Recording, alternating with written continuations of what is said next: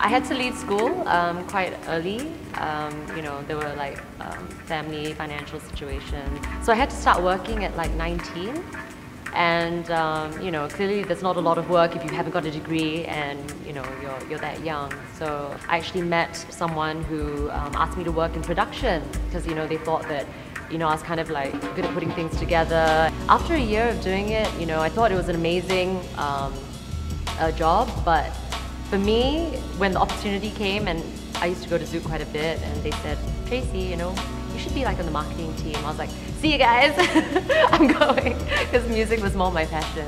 I think we're just kind of moving out of this phase of, everyone a little bit jaded. And I mean, I think this kind of next generation and maybe people like myself who are kind of feeling nostalgic and wanting to look back a bit about creating something a little bit more authentic, a little bit closer to home, just being a little bit more entrepreneurial, doing things yourself or working with a collective.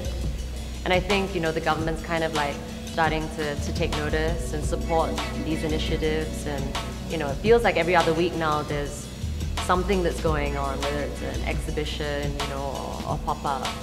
Present Purpose, was set up for me to kind of, create things which, could interact with the community, give opportunities for other people to be creative.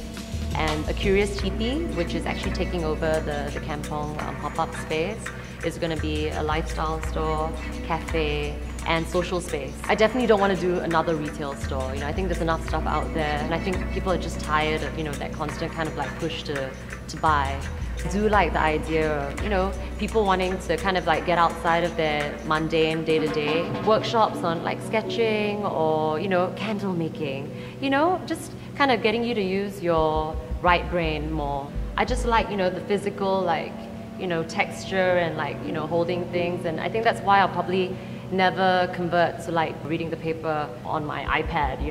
I'd always much prefer to read and enjoy turning the page, leaving my tea stain on the paper. I think the idea of being able to make things happen, the idea of being able to work with my friends, the idea of not just accepting the status quo, but that's kind of like the slight, minor, tiny, rebellious streak that I maintain. My definition of a successful life is always being able to do the things I want to do, always having my friends around me, and I guess taking every moment as it comes.